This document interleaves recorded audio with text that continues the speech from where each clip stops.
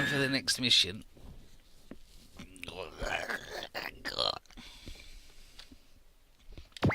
We are still on the moon at the Razan Castle. So, Voltaire's setting off to look for the data weapons, and he doesn't want any of the other Jokers following with him. And Spiral Castle's a bit, ooh, I don't know. Voltaire says that nobody here has the authority to determine what he can or cannot do. So he tells everybody else to worry about eradicating mankind, and then off he goes. And then Deandra laughs.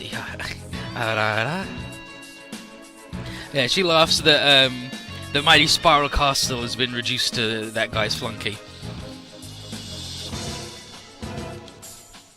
And as the other guys like, she goes, wouldn't you rather hear my little plan? A way to capture both the Dendo and the data weapons? And obviously the Gopher are all very interested. And Deandra instantly says, how much you paying? And Spiral Castle says that if successful, he'll report her achievements to the Emperor himself. And that in turn should reach the Gyandola commander's ears, which would mean a boost to her commander rank. And she in turn is like, oh wow, all you'll have to present to the Emperor will be a report. She explains her plan. The Dendo runs on electricity, so if they cut its power source, then it can't do shit. And the Gopher are like, I mean, this is like a pretty elemental plan. It's stupid. We already thought of that ages ago. And then Deandra says, well, why haven't you done it then? And they say, because their chips reported that the Earthlings already figured out a way of replacing the Dendo's batteries mid-battle. And Deandra laughs and is like, wow, for such hulking beings, you all think far too small. Said, when I said cut the power source, I meant cutting the energy in all of Japan.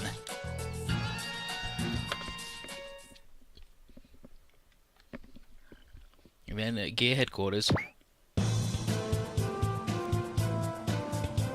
Yeah. So Koji and Kane just come out of Gear's little bath area. And it's 100 times bigger and better equipped than the Helogama's. It's like a full spa. And now that the boys are done, Aqua, Uru and Puru, they're going to take their turn in. Puru asks how it was in there, and Koji says he's going to have a hard time deciding what to, says she'll have a hard time deciding what she's going to soak in. Like, which club, what good? Yeah, hell yeah. And she's like, hell yeah, really? Let's go, let's go, let's go, let's go. And then, alright, we're going. Oh, and by the way, if we catch you spying on us, there'll be 100 slaps coming your way. And then Kane is like, huh? Who would ever do such a thing? And then Koji, yeah, now I'm worried you girls have totally the wrong idea about us. So you say, like, we just take your word on it. We're not tap, you know. Go get going already. And okay, Puru. Puru, don't run, you'll get hurt. And then here's Koji. Kane, Koji, we doing this? We doing this? We're men, you and I. If we let this chance slip, we'd regret it for the rest of our lives. And how could we be afraid of some mere slaps when we have to fight stuff like the Giganos? Then Hugo comes in. Hugo! Did you hear us just now? Hear what? Nothing. It's fucking idiots. I love them. So Kane's like, anyway, Hugo, have you had a bath yet? And Hugo's like, nah, I'll do it later. And then Koji says, do you have a problem with bathhouses? And he's like, no, I like them, they're alright. But he has a message from Lieutenant Douglas that all members of Team B to assemble in 20 minutes for a meeting.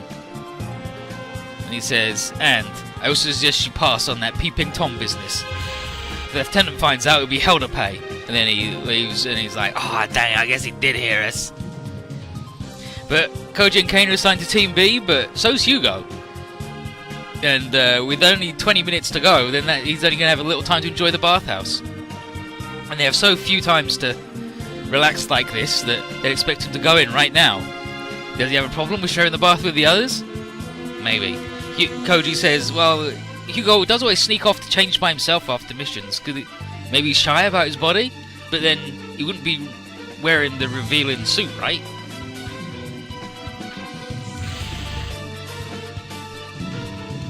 Aqua comes running out.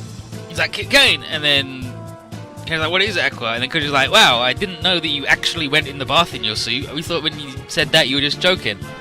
And she says, of course, that way if there's any problem I can deploy without a hitch. But that's not important right now. The water in the bathhouse is coming out ice cold. Huh? And then the lights go out. And here's Kane. What the heck is this? A blackout?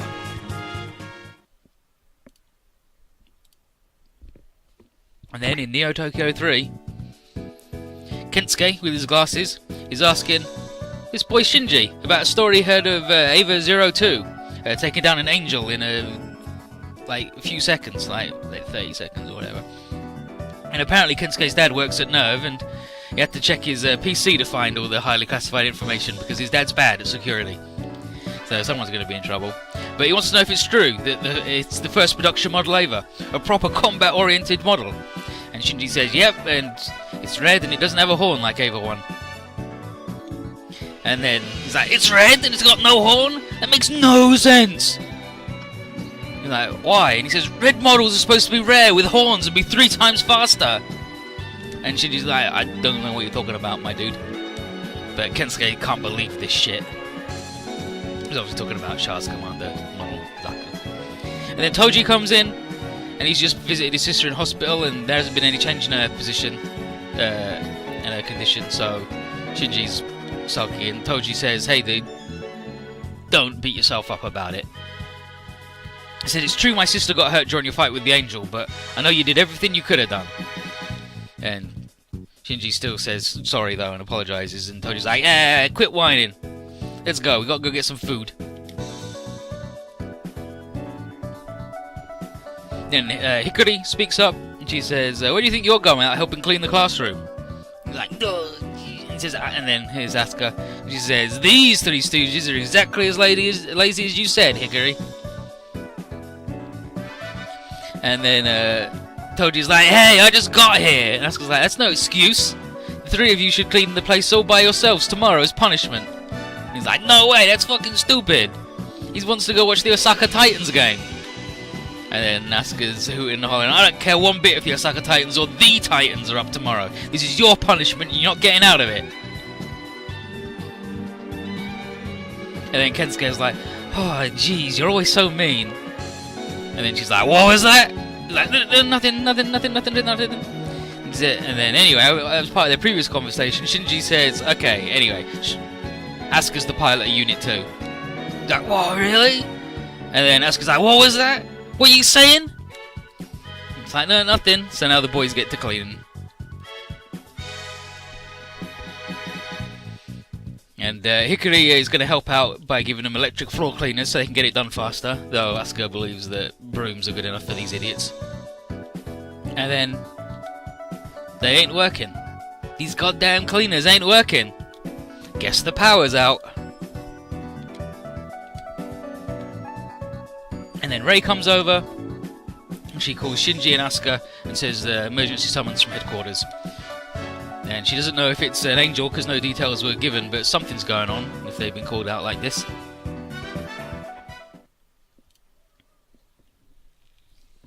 And then at Nerve headquarters, here's Shigeru and Makoto. And they're reporting that all power in city blocks A through F are down to 8% of normal. And it's not just Nerve that's been affected, it's like pretty much the whole city. Masato asks what the deal is, and Makoto says it's a major blackout centered around the Kanto region. And it's begun affecting various cities at the same time. No idea what's caused it. At this rate, a third of Japan's going to be without power in less than an hour. And Nerve can keep working because of their own backup generators, but this probably is not an accident. This is definitely some bullshit going down. Not for it to hit so many places at the same time. Could it be an angel? Ritsuko Akagi shows up, and she says that it's unlikely, and she's more worried that it's a hacking attempt against the Magi. And yeah, the Magi supercomputers have had some hacking attempts done in the last few days, and there's one going on right now, in fact. And then Maya is like, yo, I'm trying to keep the criminal out of here and also find out who the heck it is. This sucks. As soon as she starts a trace though on pattern 6, connection's cut. Whoever's behind it always runs away right away. No data's been stolen or tampered with, so it's just as if they're playing with them. And Misato is like, that's weird, like no one other than Rory Hoshino should be capable of this kind of bullshit.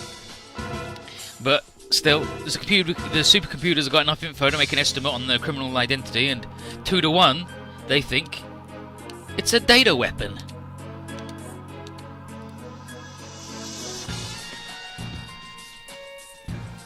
Because there's 3 of them and they vote on everything. But back at Gear headquarters, okay, Aiko, her name's Aiko. Of course her name's Aiko because this is Ko and this is I. Because it's love, so of course her name's Aiko. You fool. You idiot. You buffoon. But yeah, update on the blackout, not good. Overall supply is under 10% everywhere and it keeps on spreading. Inoue has been trying to figure out the cause, and so far incoming data is real strange. The relay stations across Japan are doing fine and doesn't think it's human error. But Inoue's theory is that someone is absorbing all the energy and storing it somewhere. And Shibuya says that doesn't make sense. There's such a huge amount of energy. Someone moving this much about, then they should be able to easily find out where it is. And Inoue is just as confused. Doesn't think even the Gopher could pull something like this. But if things go on, then they'll need a request from the Federation government. Need help. But to keep things going a bit longer, Shibuya orders the Hyperdendo batteries to be put into the power grid. Every single one of them can power a pretty big area. If the Gopher attack in the meantime, while the batteries are being used, they just have to rely on the Agama team. And they can't afford to have the lifelines of their entire country shut down. Otherwise it's chaos everywhere.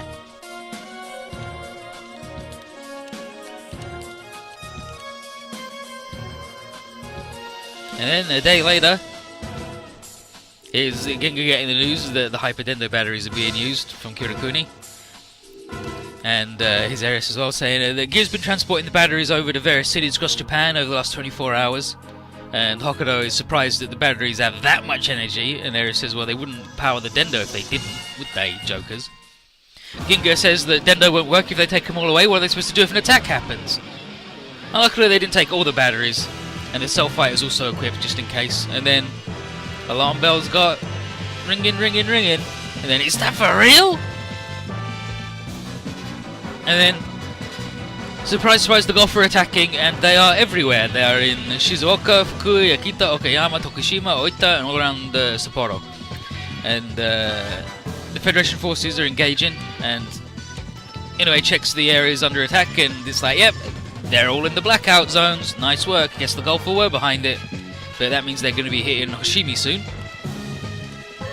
And then, alarm, alarm, alarm. Meteor is apparently already detecting Robeast on approach. Time to send in a Helagama.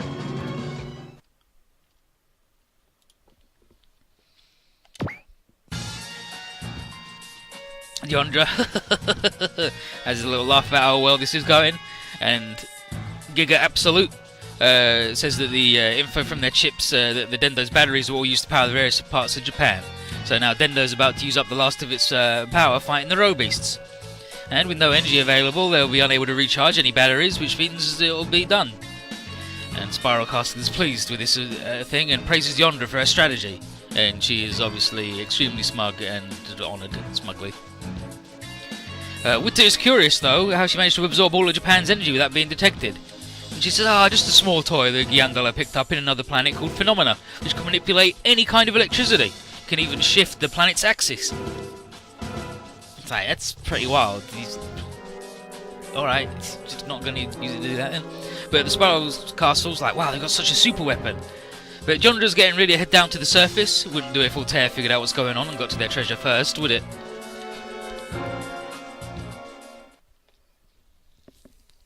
And now here we are in Hoshima Town.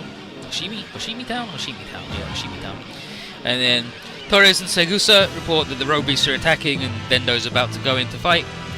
Bright calls them back in case they use up their energy doing a final attack. And then phone call from the Federation. The radars have detected a Night Ogre-esque unit heading towards Neo Tokyo 3. So Vega gets on the mic and tells Bright that she and the Dendo crew will intercept. Bright says it's far too dangerous to go alone, but Vega says that everybody else needs to stand guard in Hashimi. There's no telling if the Gopher have really given up on the offensive. It's no good. And then here we are. Nice town. Shame if anything would have happened to it. Chapter 8. Conflict.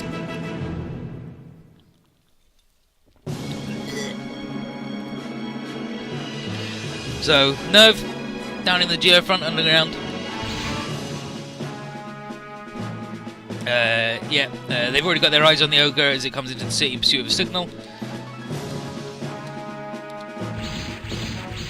Here's the Dendo team. Nice work. Altair sees that only the robot and a few worms followed him. He says that Spiral Castle's plan was of some use after all.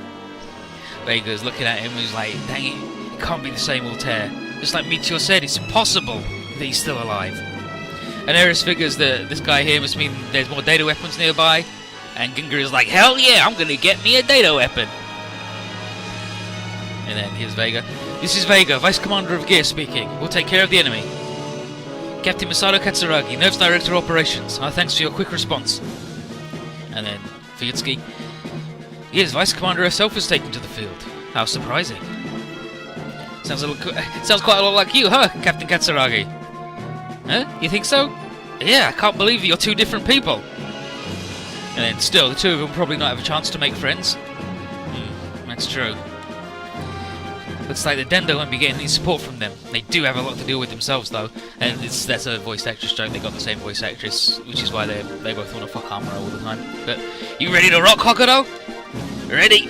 And then Shinji, did I just hit children? Are the Dendo's pilots younger than us? They are, yes. Well, let's see what those two and the famous Dendo are all about. And then Shinji, kids even younger than me are in there? Vega, Kirakuni, you guys hang back. We'll take care of the Ogre. Huh? What are you talking about, Ginga? This isn't an opponent to take lightly. And besides, we're down to only one spare battery after the previous scuffle with the Gopher. Don't worry, it's cool. We wrecked this guy before, didn't we?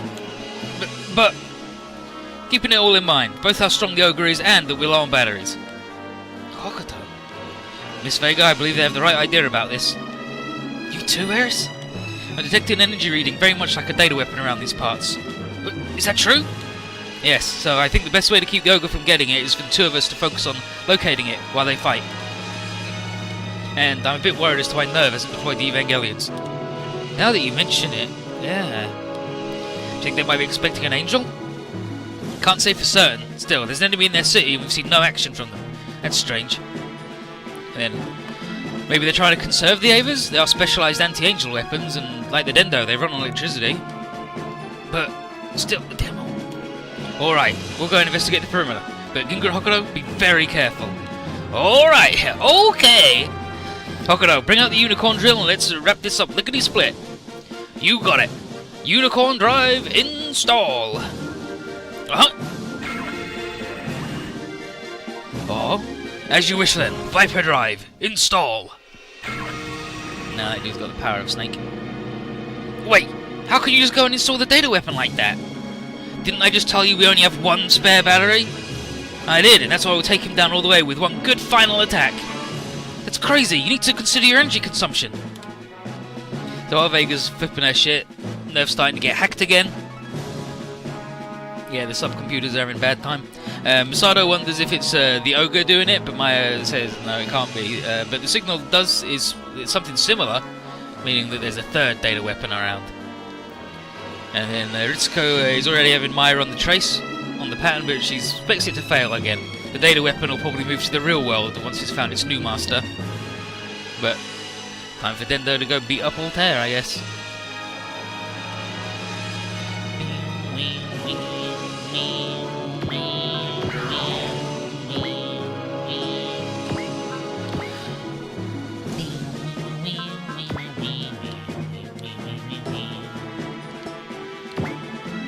I mean, I don't really want to use up all my moves. Yeah, I don't want to use up 270 juice on the Unicorn Drill final attack, to be honest. So we've got to take it slow with the FL Unicorn Drill. Actually, this is already post-move move, so.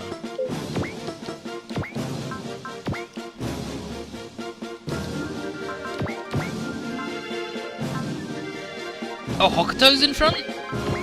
Yeah, Hokuto's in front. Okay, sure. Hokuto.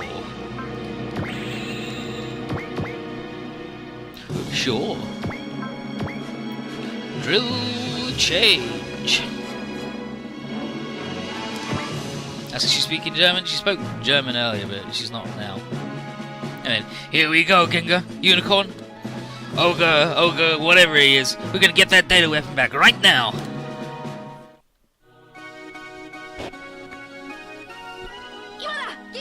Now, Ginga. Alright.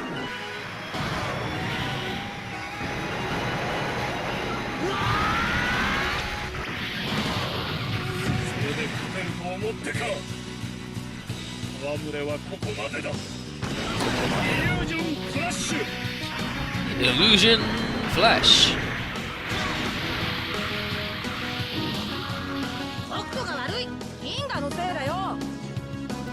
The firewall, which is the barrier from the thing. And then, we got this now. Yeah, that's right. You can't rely so much on the Unicorn Drill's power, you two. You yourselves aren't any stronger than before just because you have it available. Relax, we got the final attack to use in a pinch. If that fails, you'll be finished. Then, Vega's right. With how much energy you've already spent, we'll need to switch our last battery for you to use the final attack. We'll be fine. We got this bad boy, the Unicorn Drill, on our side. The mission is the same as always. Beat up the guy a lot.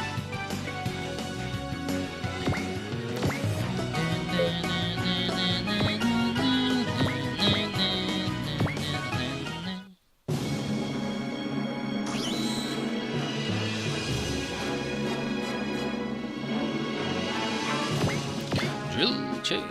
Just use the FL Unicorn Drill. A weaker move, so we don't have to spend all of our juice.